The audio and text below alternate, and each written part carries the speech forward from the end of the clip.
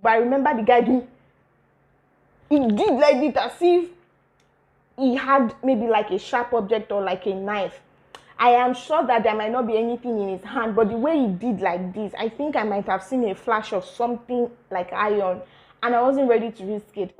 Hiya.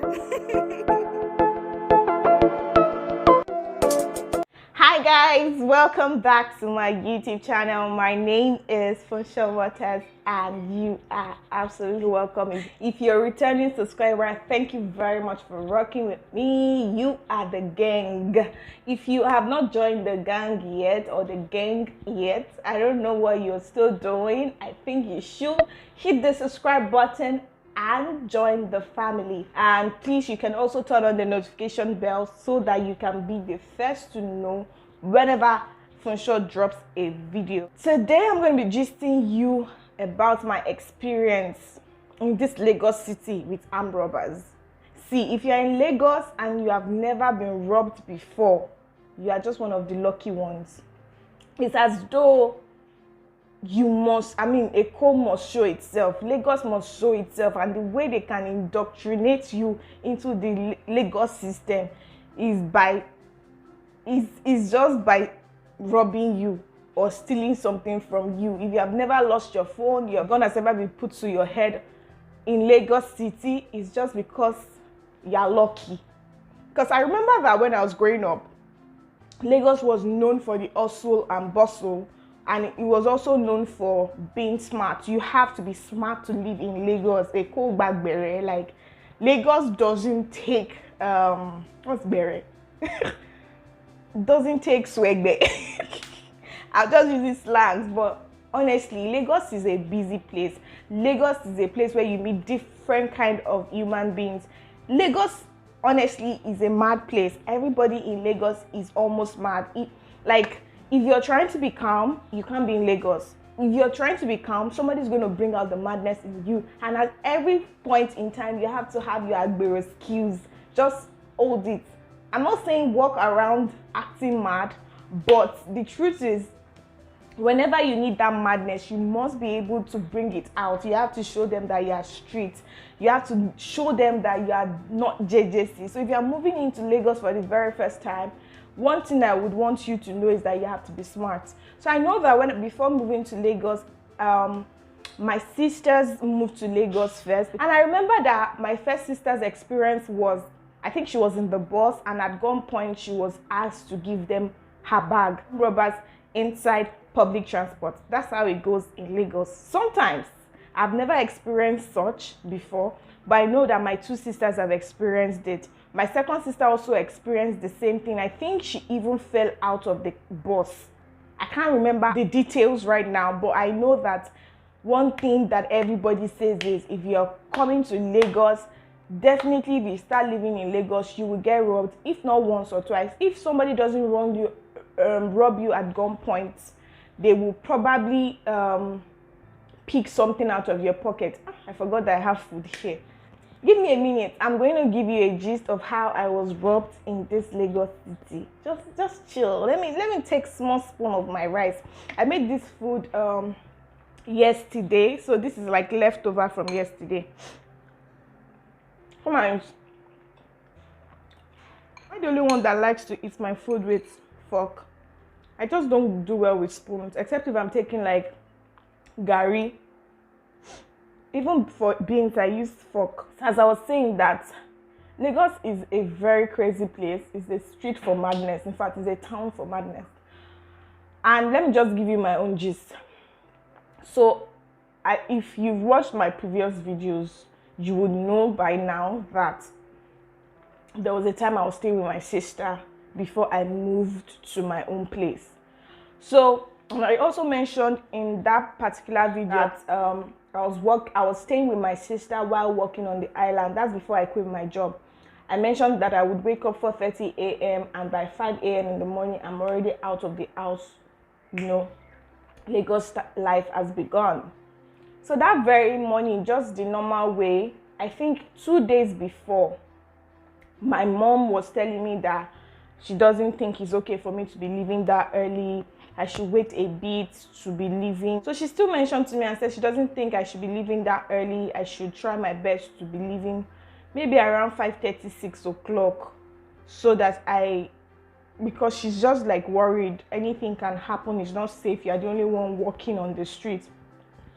And my sister's place is a close. For me to get a bus getting out of our area, I would need to walk a particular distance, a street down, and it's always lonely, no doubt. So I've been going through that route for 1 year or almost 1 year, and nothing has happened. I've never been threatened by anyone. I've never experienced anybody doing anything to me. So in a way, as much as she's been as much as she's advising me, there's this part of me that also feels like it can't happen. You know, you just reject it and say it can't happen to me in Jesus' name. It's not my portion. Robbery is not my portion. They will not steal my things. My things will not be stolen. You know, this is normal. When you live a certain life constantly and nothing happens, you get comfortable. So that morning, I had my bag. My bag usually is all this bag, normal handbag that you carry to work. But all my bags most times have a sling bag. You know how those bags are now that will have sling and you can still hold them. So I usually would use the sling most of the time. So I had the bag on this right hand side. I am very security conscious as well, so it's not like I was being careless. So I knew that if I am on the road, this will be the road. Imagine this is the road and I'm walking on this path. So I would not naturally put my bag here because it's close to the road. Anything can happen on this side. Somebody can snatch my bag, somebody can just drag me and all of that. So I try my best not to put my bag on this hand, so that in case anything even happens, I will be safe. Do you understand what I mean? So my bag was here. I had a nylon bag that contained my shoe or something and some other things. Inside my bag, I had my ATM card. I had my voter's card. Because it was towards election, I had my ATM card. I had my voter's card. I had some money, not too much money because I don't carry a lot of money inside my bag. So maybe like 2,000 naira.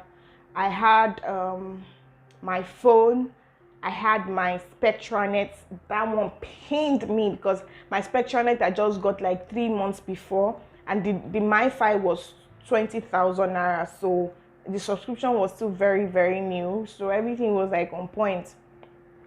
I had just very normal work things inside the bag, biro and all of that, but there was no major valuables. The valuables I had were the ones I've already mentioned, or are the ones that I've already mentioned. So I was going that morning the normal way I would go, and everywhere was plain dark. Bearing in mind that this was like 5 a.m. I think it was even 5 minutes to 5. And believe me, this is how Lagosians go out in the morning. This is how they have to go out in the morning to be able to beat traffic in order to get to work on time. My work resumes by 8, so I needed to go out that early. I noticed that everywhere was black because there was no light, so there was no electricity, so everywhere was dark. So I was walking and noticed I was the only one on the way and all of that, and I was going, and then I think one bike passed beside me and it went away. So I was still going normal me. I was just walking.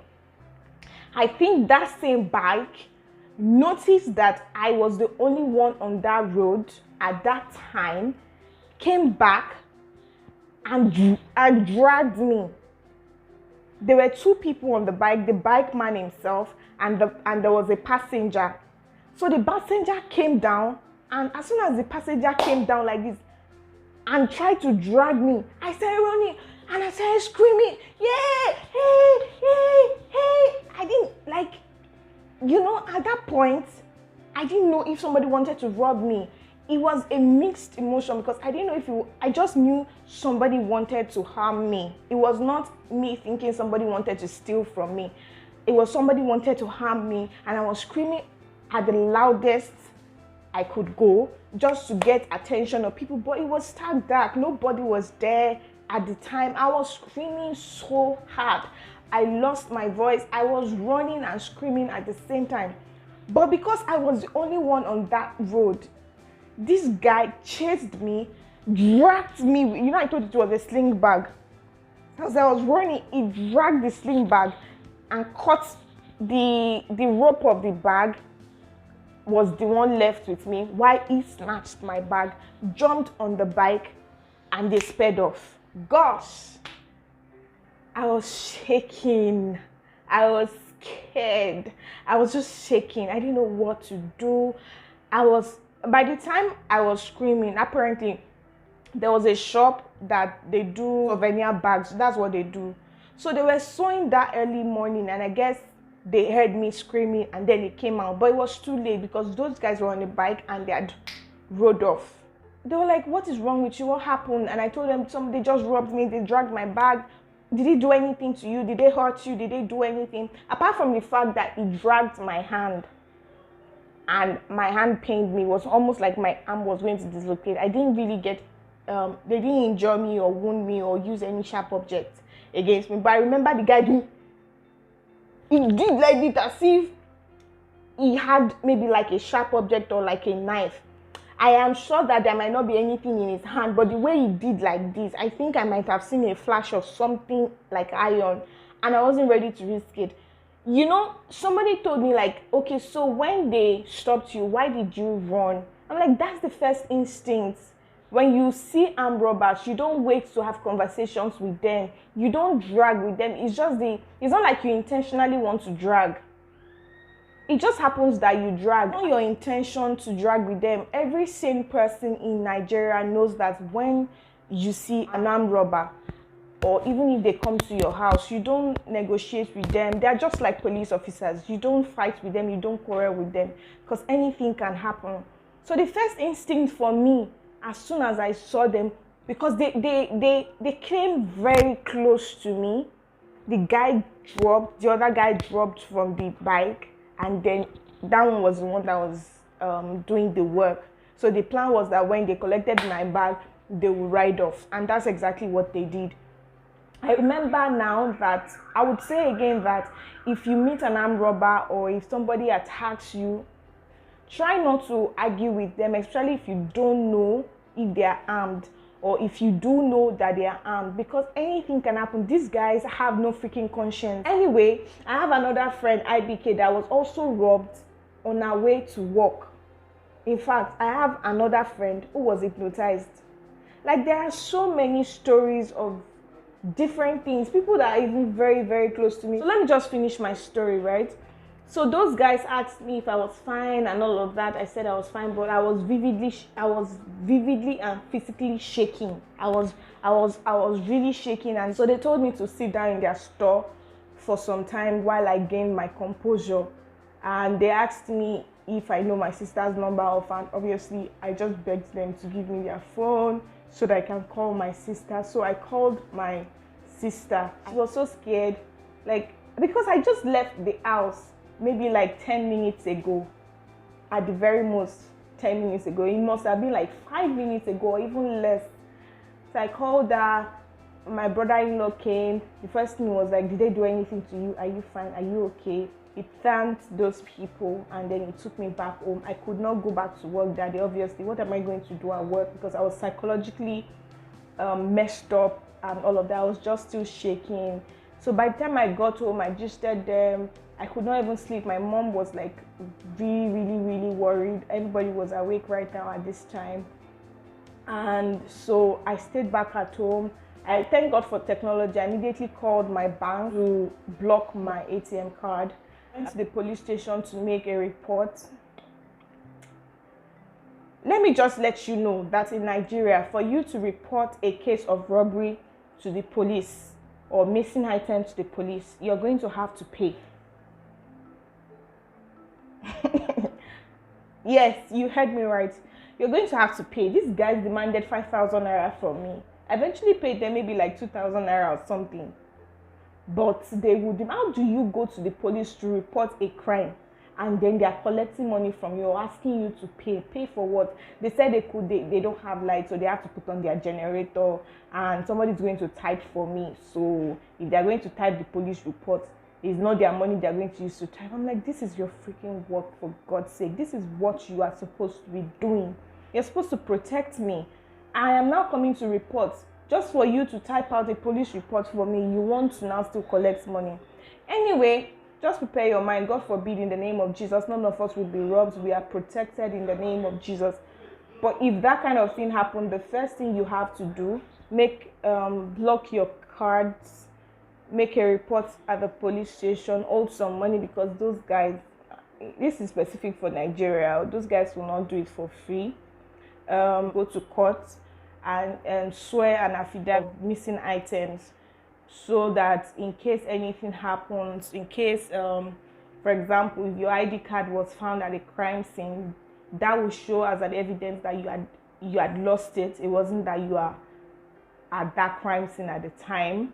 So those are the things you need the affidavit for. You also need it because if you are trying to block your, I told you my phone was inside my bag.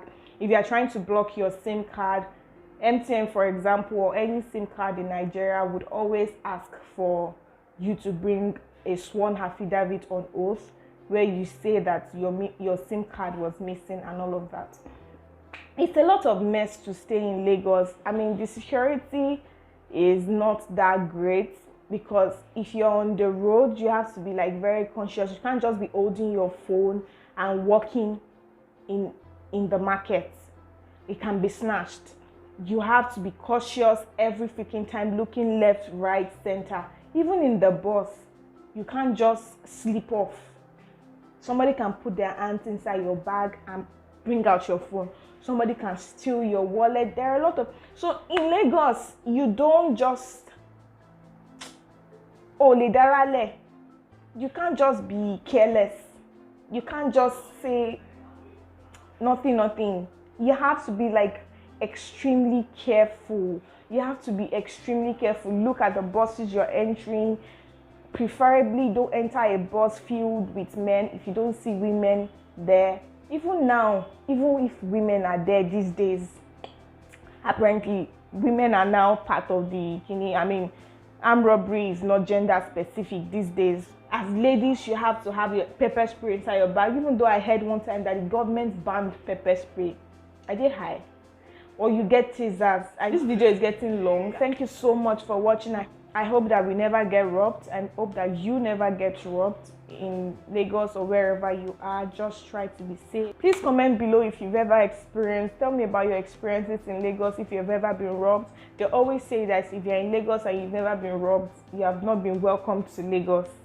And it's crazy how that sounds funny, but it's also not funny. It just shows how much our society has become an unsafe place, and how much our government has failed us, and how much we people as human beings and people and citizens are so wicked that we don't mind taking from other people just to be okay. Please like, share, subscribe, turn on the notification bell. I want to read your comments. I would want to know your story. May God continue to protect us as always. I love you guys. Mwah.